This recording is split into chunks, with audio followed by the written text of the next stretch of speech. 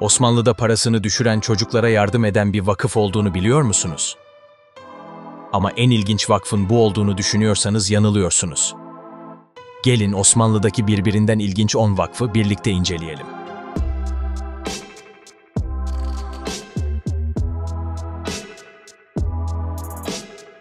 Osmanlı Devleti, akla hayale gelmeyecek çeşitlilikte vakıflarla bezenmiş, adeta bir vakıf cenneti gibiydi.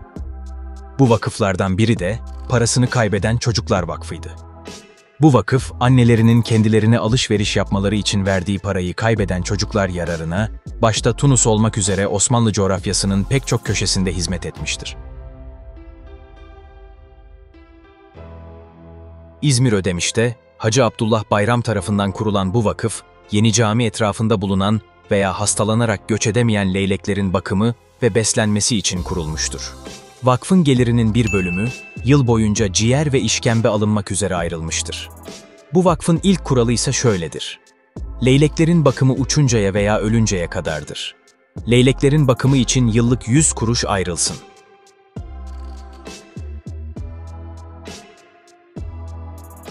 Ayşe Revnak Hanım tarafından kurulan bu vakfın temel amacı, adından da anlaşılacağı üzere, evlenmek üzere olan fakir kızların çeyizlerinin tamamlanarak düğünlerinin yapılmasıydı. Bu amaçla her bir gelin için belli bir miktar para yardımı yapılırdı. Yapılan masraflardan sonra geriye para kalırsa bu para, düğüne katılan fakir çocuklara düğün elbisesi alınmak için kullanılırdı. Ayrıca vakfın diğer kuralı ise, o yıl için ayrılan para muhakkak o yıl içerisinde harcanması gerekiyordu.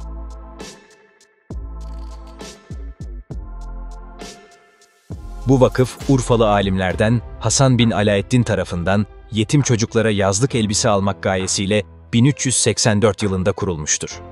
Vakfın şartnamesinde ise şunlar yazmaktadır: yetimlere buluğ çağına gelinceye kadar bakılacak, yaza girerken yazlık elbise alınacaktır.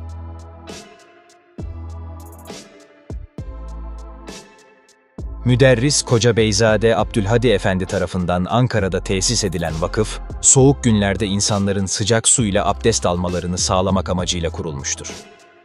Abdülhadi Efendi Altındağ'daki bir caminin bitişiğine inşa ettirdiği abdesthaneye bir de kazan koydurmuş ve bu sayede abdest alan insanlara sıcak su temin etmiştir.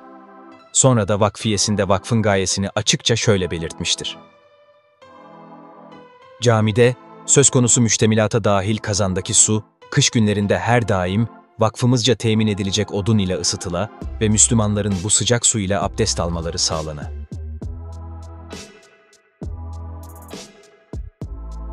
Sultan 1. Ahmet döneminde halkın istek ve dileklerini padişaha iletmekle görevli divan çavuşu makamında bulunan Hürrem Çavuş tarafından kurulan vakıf, İstanbul'daki belirli mahallelerdeki halkın ihtiyaçlarını karşılamak, vergisini ödeyemeyecek durumda olanların vergisini ödemek için kurulmuştur. Vakıf, her sene güvenilir kimselere teslim ettiği 360 akçe ile belirlenen mahalleleri dolaşarak burada bulunan insanlara yardımlarda bulunurdu. Vergi borcunu ödeyemeyecek durumda olanlara yardım için kurulan bu tür vakıflara Osmanlı'nın her döneminde rastlamak mümkündü. Birçok hayırsever insan tarafından Osmanlı'nın çeşitli bölgelerinde bu tür vakıflar kurulmuştu. Topluma daha fazla nasıl hizmet edebilirim anlayışıyla ortaya çıkmış olan vakıf kültürü, toplumun tüm fertlerini kapsayacak şekilde genişlemeyi başarmıştır. Bunun en güzel örneklerinden biri de durumu iyi olmayan mahkumlara harçlık veren bu vakıftır. Kaptanı Derya İbrahim Paşa tarafından kurulan Hacı İbrahim Ağa Vakfı'nın hizmetlerinden biri de durumu iyi olmayan mahkumlara harçlık vermekti. Vakfın şartlarında şöyle yazmaktadır: ve yine medyun ve mahpus olan fukara-i müslimine senede 1000 akça, tasadduk ve itaoluna. Alın teriyle kazandıkları servetlerini, insanlığın faydası için harcamada eşsiz örnekler sergileyen ecdadımız, sadece hayır hasenat yapan vakıflar kurmakla kalmamışlar, bunlarla birlikte hayır yapacak yeni alanların arayışı içinde olmuşlardır.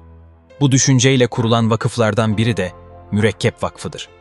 İstanbul Soğanağı Mahallesi sakinlerinden Mustafa Ağa'nın kurduğu bu vakıf, hat sanatına kabiliyetli olsalar bile, dividine mürekkep koyacak parası bulunmadığından, bu sanattan mahrum kalan gençlerin istifade etmesi için hizmet etmiştir.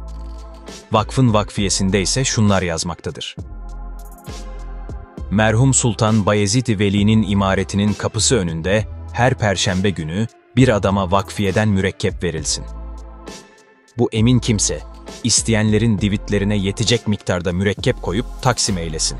Bunun karşılığında da ruhuma dua talep etsin.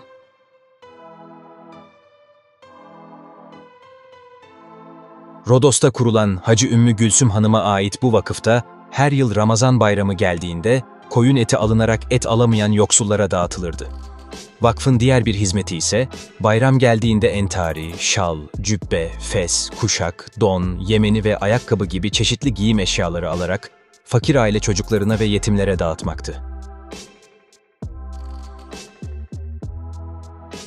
Bıyıklızade Mehmet Ağa tarafından İznik'te tesis edilen bu vakıf, vakfa ait bağlarda yetiştirilen zeytin, armut ve elma ağaçlarının meyvelerinden belirli bir miktarının etraftaki fakirlere dağıtılmasını ve daha fazla almak isteyenlere mani olunmamasını vakfiyesinde şöyle şart koşmuştur. Ve Harmanyeri dairesinde zeytun ağaçlarından, maada armut ve elma ağaçlarının meyvesini, hazır olan fukara, rızaen lillah man ekledeler. Ve birer desti mal miktarı dahi götüreler. Ziyadesine taarruz etmeyeler. Ve bir fert mani olmaya.